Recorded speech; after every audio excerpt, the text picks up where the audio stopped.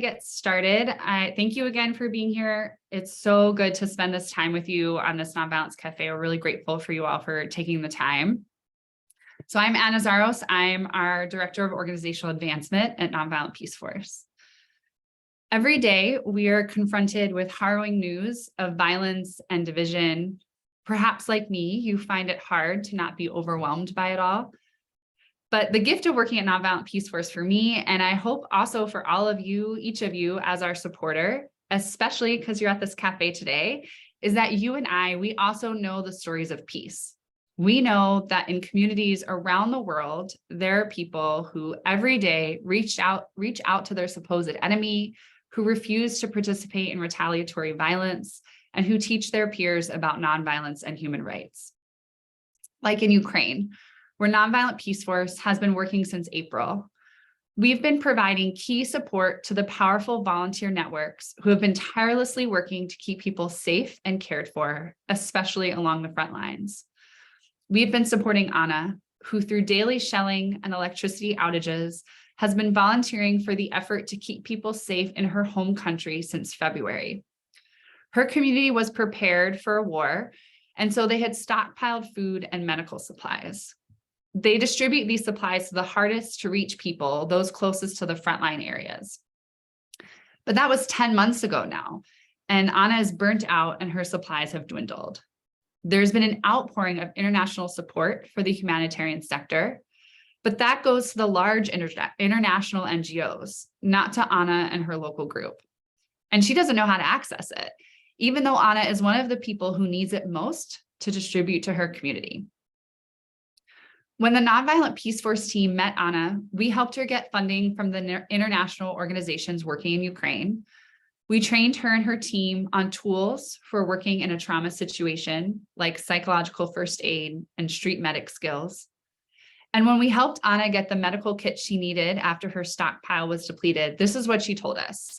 She said, "I cannot say thank you enough. This is the first time anyone has asked me what I need. I feel much less alone." In Ukraine and around the world, lives are saved every day because of the power of unarmed civilian protection. And this is what we do at Nonviolent Peace Force. We follow the lead of local people most impacted by conflict. We work together with communities to support their work of peace with unarmed civilian protection practices. And we invest in the next generation of peace leaders.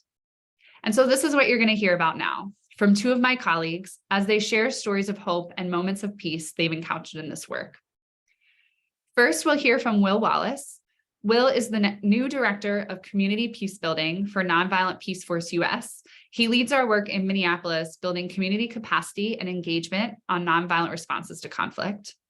And then we'll hear from Mel Duncan, one of our founders, who recently revisited our country program in the Philippines.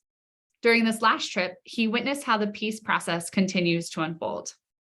Will, I'm going to turn it over to you now.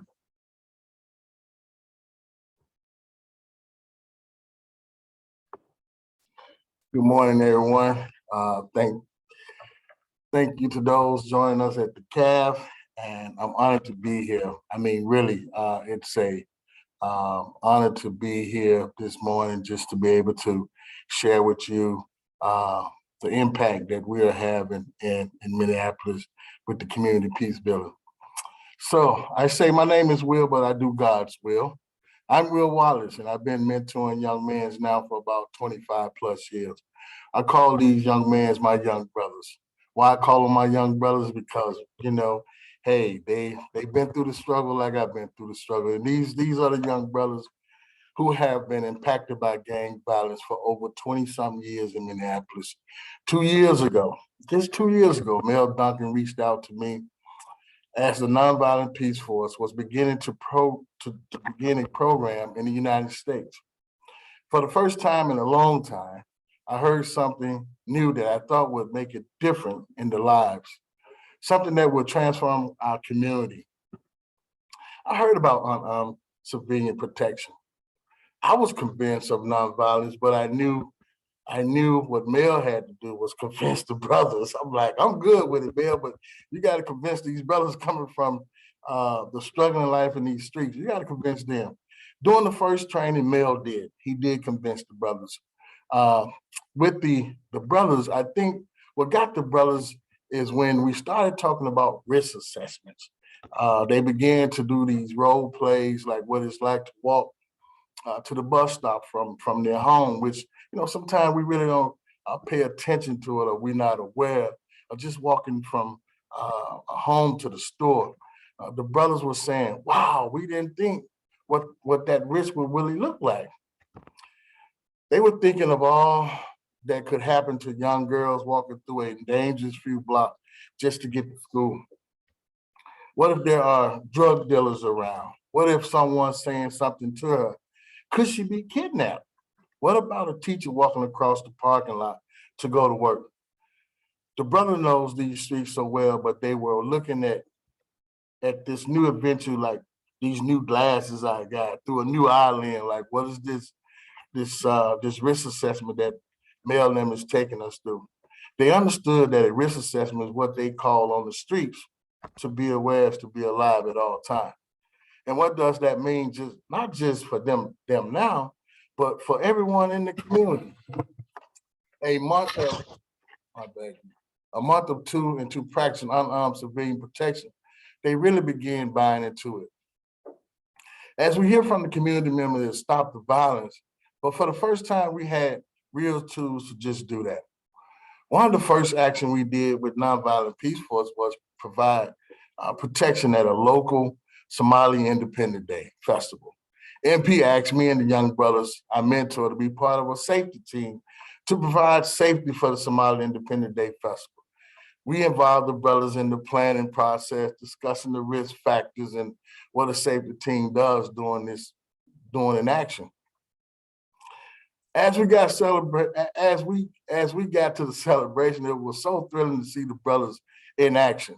We thought, going to provide safety, we thought we were the Secret Service. We thought we was protecting the president. We thought we was going to be jumping out of, Tahoe trucks, with the black suits on and with our little microphones, but it was a little different.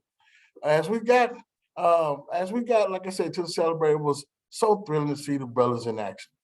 They are street scholars. They pointed out where cars driving through was going to be a problem.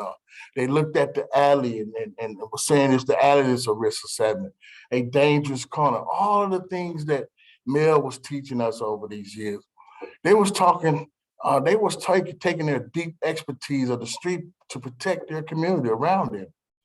These are the brothers who were involved in criminal activities. Instead of them doing criminal activities now, they're providing safety. That's powerful. And I want y'all to hear this again. These are brothers who was involved in criminal activities.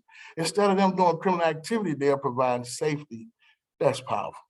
That day was a peaceful and full of joy.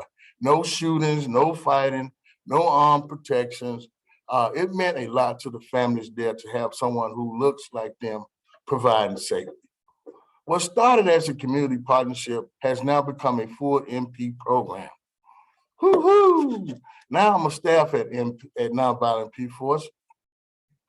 As the director of Community Peacebuilding and the young brothers I work with at NP are called Community Peacebuilders. They are out in the community building relationships, identifying safety needs, and providing protection. Our ultimate goal with the Community Peace Building program is to give these young brothers the courage to provide safety and to transform their community into a more peaceful place.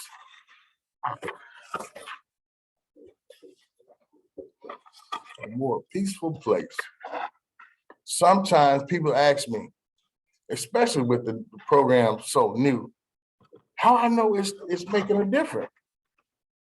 And I look to the story of our Community Peace Builders, like Dion. Dion used to be the main shooter in his gang. Once when his friend was shot, his gang expected him to retaliate. When his friend got shot, he said to me, "What do I do? My friends are saying, I need to help them, I need to go with them to retaliate." I could see the tears in his eyes. At that moment, it's not a young man in your program now. It's more of a father and son interactions, especially when tears are flowing down his eyes. That was the turning point. If you get someone who is the known shooter and who told them no retaliation. I'm not doing no retaliation. I know I made a difference. I stayed with Deon all weekend, out of town, to make sure he stayed safe amidst of the heat. And that's not the end of the story. It was just the beginning for Deon. He is a community peace builder now. He's protected hundreds of people from possible threats to their rights to protect, protest, and free speech. He met with the top officials to explain how he and the other brothers and sisters like him can truly make a difference for peace. He's the future of the community. MP has illustrated globally that unarmed civilian protection works. I couldn't be happier to see this global experience being brought to my community. Ukraine and Minneapolis are vastly different places, but what they have in common, what all places affected by conflict have in common, is people in the community working tireless to figure out how to provide protection and increase safety. We are joining this work in Minneapolis and bringing the unique perspective of unarmed civilian protection. We are giving young brothers the opportunity to be taught the power of nonviolence. It reminds me of Martin Luther King in the 60s and 50s, just nonviolence, peace. We talk about concepts like de-escalation and window of tolerance. When the brothers provide outreach in their community, when they give a training to talk to their friends, their peers have no clue. They never heard they never heard about something like this before, and that's how MP makes a difference in Minneapolis and around the world. We are changing the narrative. We are going to change the community. I'm so glad you are here today to hear about this new initiative of MP. Thank you for your support and all that you make possible to grow peace from Minneapolis to Mindanao. This is hard work. It's nonstop. It is all consuming, but I know we can do it together. Thanks, everyone.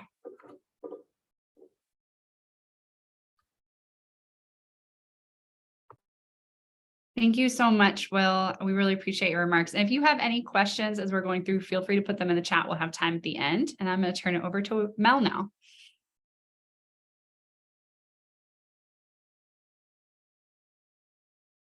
Well, thank you. It's always inspiring for me to be with Will. And it's fun to see old friends, really old friends who are on this call and part of the cafe today, and some new friends. So it's good to be together. So it's September of 2008. I'm standing in mud up to my ankles.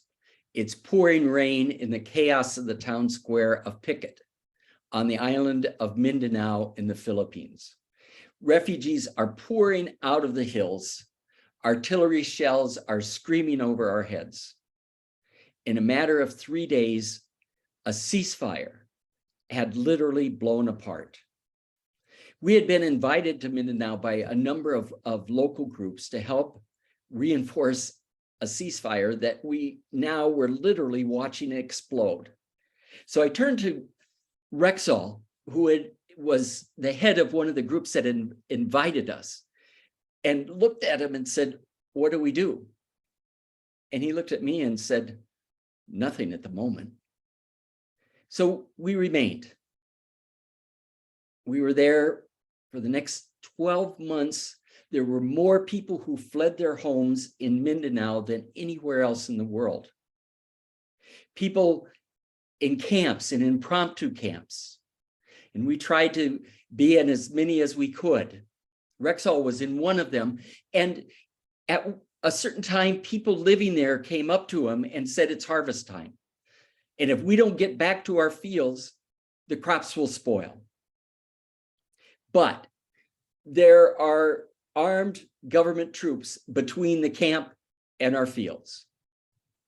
So people talked about it, And what they decided to do was that they would take seeds, the corn, the rice, the sesame seeds, in their hands. And Rexall and a small group went to the armed camp of the government soldiers who were standing between, blocking the people from their crops. And they walked with their seeds in their hands to the commander. And they talked about the need to harvest those crops. They got safe passage. They were accompanied throughout the harvest and went to their fields and harvested those crops. So we stayed. In 2009, another ceasefire was negotiated. And at that point, because we're nonpartisan, both the Moro Islamic Liberation Front and the government of the Philippines ask us to be part of the protection of civilians portion of the ceasefire. So for the next 4 years, we had 9 teams across the island of Mindanao who monitored, verified, reported, and intervened on any threat to civilians. That was tedious work. We had to do that every day. More importantly, we trained over 300 people in villages around the island. And that not only engaged them in the ceasefire, but more importantly, it gave them a stake in the peace process.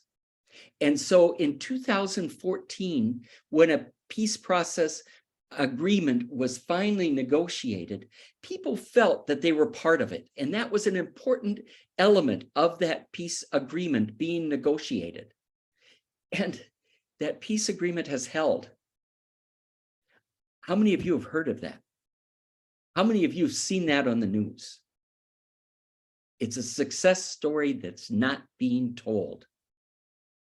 Now, it's fragile, but it's surviving. And so when I was there last month, I saw there's paved roads, there's shops, there's stores that weren't there when I was there last time. There are people walking freely on the streets. When I was there last time, our staff would not let me walk alone anyplace. They didn't even like me walking on the streets. Now I could walk over and meet people at coffee shops that didn't exist the last time I was there. I saw ex-women combatants who now were forming cooperatives. And it was really interesting. There is now a joint peace and security team made up of 25% police, 25% armed forces of the Philippines, and 50% of former Moro Islamic Liberation Front combatants. And they're together, and they're monitoring the peace agreement. These are guys that a few years ago were killing each other. And now they're together enforcing the peace agreement. That is extraordinary. I've never seen that done in any other place. And while I was there, I got to meet with a youth group called Titayan, which translates into bridge. And these young people were telling me, first of all, very, very sadly, that they've known nothing but war their entire lives. Mortars, artillery, gunfire. As we talked, a young man by the name of Juan told me that 2 years ago, his grandmother had been killed by an artillery shell. And she was the one who had been supporting him in school. Juan's now 17. And he's a leader of this youth peace group.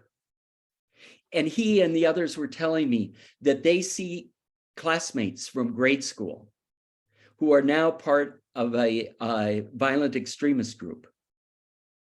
And they see what that these young people are doing. And so as a response to that, they are joining young people together and engaging them in peace activities, in doing early warning, early response, in joining in peace building, not unlike the brothers that Will was just talking about. They are doing a social media program They have their own radio show.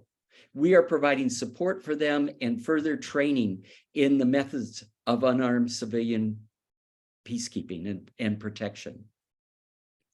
There's hope there. Now, this peace process that I'm talking about is fragile.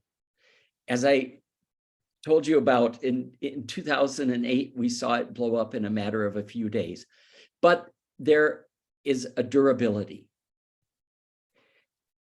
and the fragility. On Tuesday, there was a firefight that broke out between the Moro Islamic Liberation Front and some government troops. We know at least one person was killed. Earlier today, the major parties sat down far away from the fighting and negotiated a ceasefire. A nonviolent peace force was designated as one of the groups to go into the fighting area and to talk to the combatants about the ceasefire and about holding that ceasefire and about the need to make sure that the peace process continues. So Nonviolent Peace Force continues playing that very important, trusted role in a fragile but durable process. The other thing that I saw that was so important, and we've been there 15 years, is that people continue to play parts, like the people who were monitoring the ceasefire, parts that are unglamorous, parts that are tedious, seeing that meetings take place, seeing that minutes are taken, seeing that people get rides, seeing that food gets to places that needs to be where the food needs to go. All of these little things, and those people will never hear about. They'll never be written up in history books, but it's those thousands of people contributing to this fragile process that will bring about peace. They're the heroes. They always are. And Rexall, the fellow that I was sharing the mud and the chaos with in Pickett, is now the program director for NP in Mindanao. And our entire staff there is made up of people from Mindanao as well. And some of the veterans of that mission are now working in other NP areas around the world, sharing the experience that they've learned as in other programs. And to me, that's part of the promise of the work that we're doing and the sustainability. Local people taking on and running the programs and also sharing their experience with other programs like in the Ukraine, so that we can continue to grow and share what we're learning in other parts of the world. So that's what gives me some sustenance and hope today. Thanks. Thank you so much, Mel. We're so grateful for your remarks and hearing a little bit about your experience of being back in the Philippines. I would love to take some questions now. Feel free to put them in the chat and we'll just run through them. We already have a handful. So Will, I'm going to start with you. Charles from our chapter in Chicago asked, how does the team determine how and when to try to expand this knowledge on unarmed civilian protection to more young people? And I'm going to reframe that a little bit to ask you, because I know you have a vision. And so tell us a little bit about that vision for the future for the Community Peacebuilding program.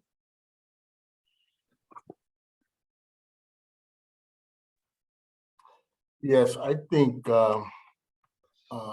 programs like we have right now with dealing with the Community Peacebuilders is taking these young brothers that's been involved in this cycle of violence and giving them an opportunity to become community peace builders, as teaching their peers about de-escalation training and teaching them about the wonder of tolerance. And so building on what we have now. Right now we have 3 young brothers, but we have had I say 15 to 20 brothers who have went through this training with Mel about risk assessments and what do safety look like in their community. And so just building on of what we have right now. And right now we have did 2 trainings so far with the young community peace builders, teaching these skills to their peers. And so we're on to something. And so, like I said, how do I know it works? Is when you get someone who was the main shooter that wanted to retaliate, that says, "Now I don't want to do it," because we're giving them an opportunity to be able to share a new tool or a new language with their peers that they can not only have for themselves, but take it back to their families and their community.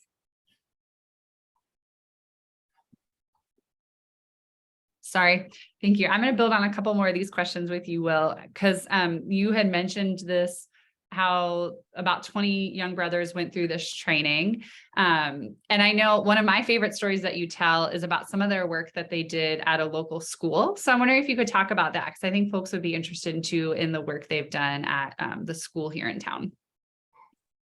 Yes, yes, we started off with meeting with a local school to talk about what do safety look like inside of their school versus armed police officers or armed security guards. And so along with myself and Mel, it was just important to meet with the school, the principal and the staff to talk about having these same young brothers that I talked about that was doing criminal activities. And how can we bring them inside the school to provide safety for that school? The unique story that I got out of this is that one of the young brothers built a relationship with one of the young kids there, probably 5th or 6th grade. During lunchtime, this kid never played football because he don't have a big brother. And so this community peace builder brother was able to build a relationship, and then every lunch reception they playing football, catch, and he just grew to have respect and build this relationship with that kid. And then to be able to just understand the risk assessments that was at the school. What I mean about that, like, what do it look like when the teacher's at 6 in the morning going to the school? What do the parking lot look like? You know, what do it look like in the lunchroom? So, I mean, bringing those young brothers, 4 brothers in there, it's just powerful. I mean, I just sat back and be like, wow, this is powerful that they know the risk assessment. What it looked like when that young baby that's in 5th or 6th grade, that young girl going to the bus stop by herself. You know, what do that look like? What do it look like when she's out on the playground? So all these risk assessment that these young brothers learn is now putting it into play. So I'm excited. I think those with us at NP is excited. We have something here. We have a different language that we can share with our community. And like I said, we say stop the violence a lot, but can we talk about what do de-escalation training look like? What do safety look like in our community? So yes.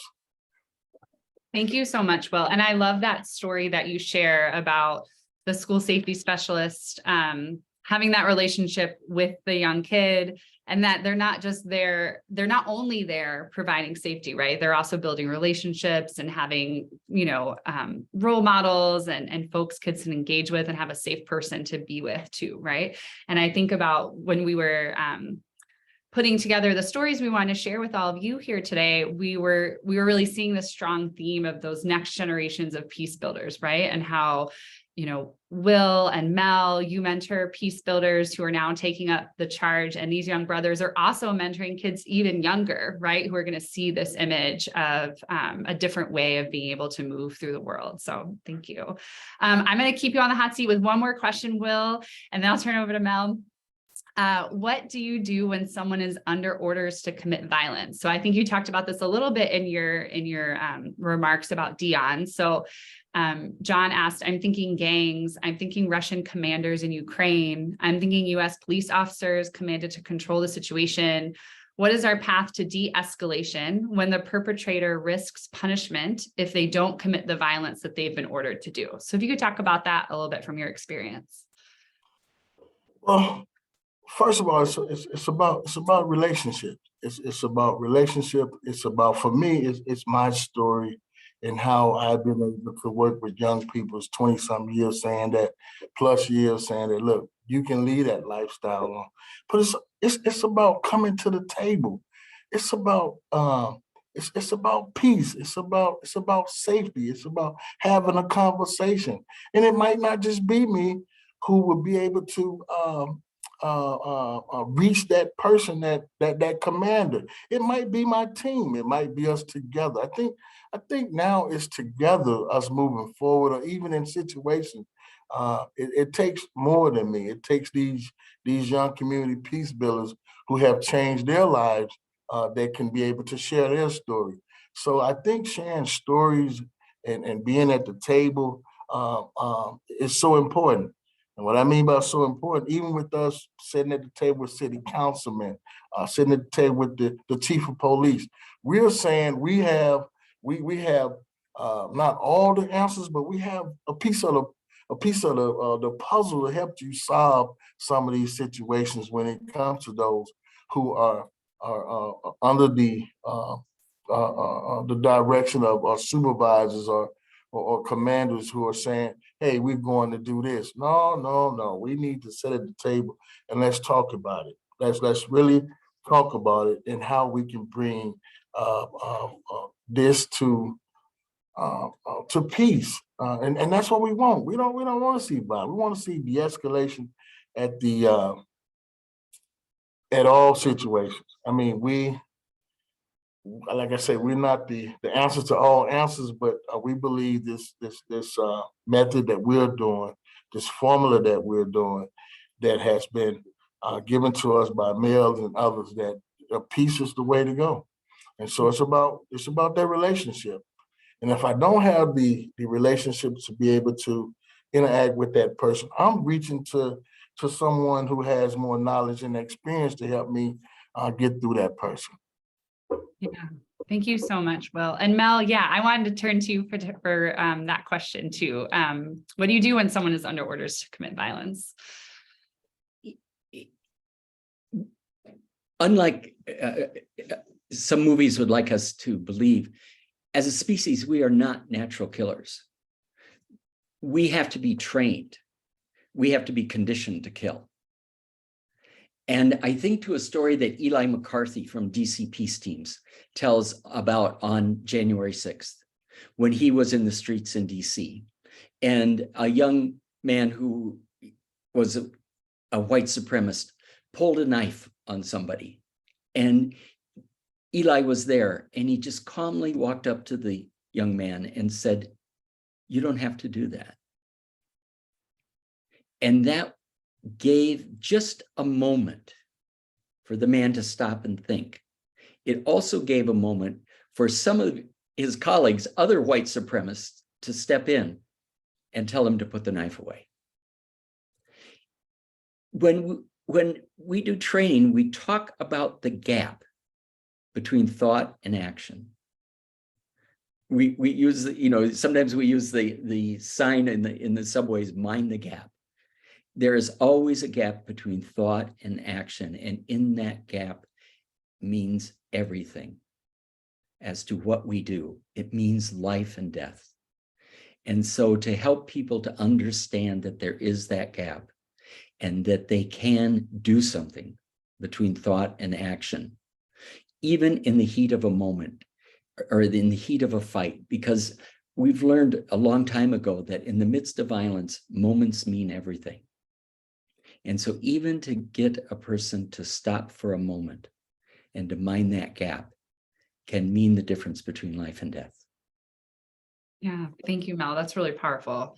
And I wanted to ask you to share a little bit more. I know that you met with some, you talked a little bit in your remarks about folks who used to be armed and used to be combatants and now are doing different things in their community. And I wonder if there's a group or two that you met with that really stood out to you, that you want to talk a little bit more about, former armed groups and kind of what that transition has been like for them, and how Nonviolent Peace Force is supporting them in this time. Sure. There was a group of former women combatants with whom I met. And, Anna was just there, and she worked there for 10 years. She knows a lot about Mindanao. Help me with the name.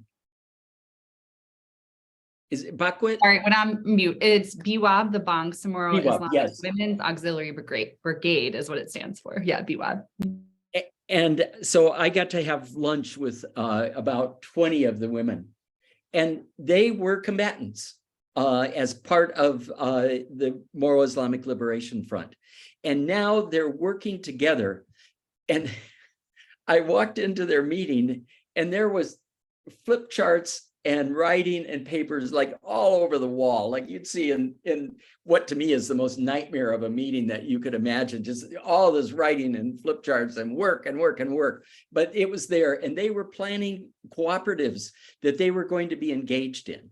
And two of the things that they were working on was, first of all, working to prevent gender-based violence in their communities, including domestic violence, and how to intervene and to support women in their communities. And secondly, how to become psychosocial workers in their areas. And we actually, with the support of the European Union, are helping them to get training in doing just that. And so it's more than spears to pruning hooks. It is really quite a conversion to see that's taking place.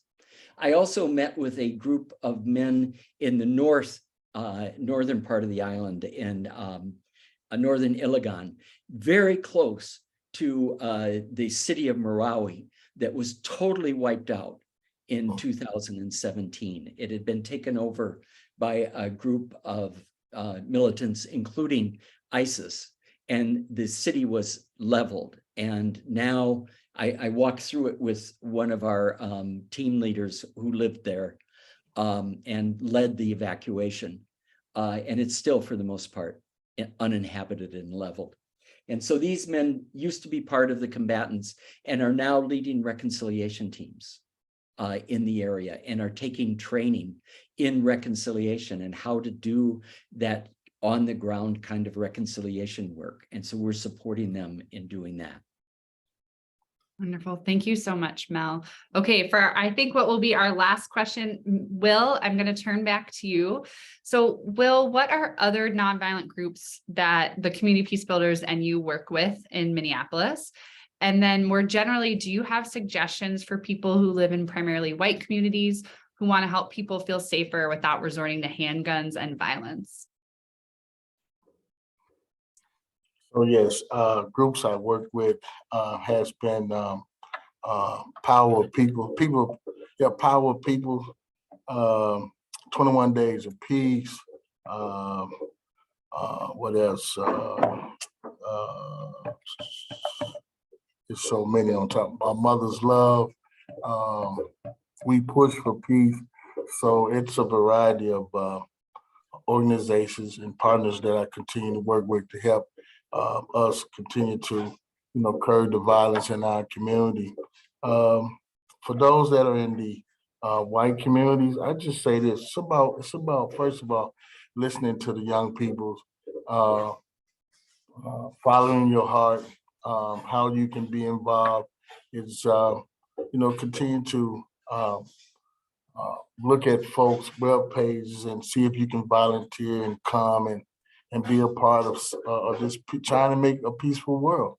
I think for me as well is that some of the work is about love and passion, not through fear and force. I think we get a lot of young peoples or peoples in general, when you come at them through this fear and force land, people turn around. But if you come to peoples with this love and passion, I think we can get more people to be involved and create this world of peace. So yeah, that's my piece. Yeah, thank you so much, Will. I really appreciate that. And I appreciate how much you bring to this work, the work with all these local organizations. And that was something else that really stood out to us when we were preparing to talk to all of you today about how much Nonviolent Peace Force's work is led by local groups and led by local people, right? And who might not all agree on how to make peace possible, right? But who we can still work together and form bridges and find common ground and support with unarmed civilian protection. So thank you all so much. Thank you so much for your questions. And know that we are always here. If there's anything that you need or have questions about, we're always happy to hear from you and chat.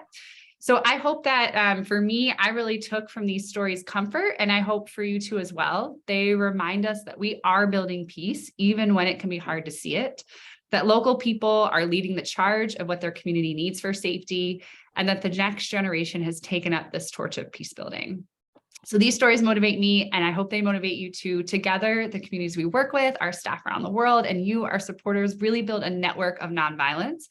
And we're changing the narrative to one of peace. We are saving lives. But we also must remember the stories that are not yet told, the work that still needs to be done. So as we near an end to 2022, I invite you to recommit yourself to our shared mission of peace. Most of our $23 million budget is funded by grants from governments and institutions, but we rely on the generosity of individuals like you to fully fund our mission. So we still have $448,000 to raise to close our gap before the end of December. So if you haven't done so this year, or if you'd like to make an additional gift, I invite you to make that gift now to Nonviolent Peace Force. So we're going to put a link in the chat. Your gift means that our Ukraine team can provide a lifeline of support to civilians stuck on the front lines. So Will and the Community Peacebuilders can work to stop the violence in their community. And so the Nonviolent Peace Force Philippines team can accompany former combatants as they transition to community members. So that link is in the chat now, where you can make a gift online, and any gift from now to the end of the year will be matched up to $50,000. So you can even double your impact with the gift today. So thank you again so much for your generosity, for your passion for nonviolence, for your commitment to this work. Thank you for spending this time with us, getting motivated by hope. So peace to you all, and please have a wonderful rest of your week. Thank you so much.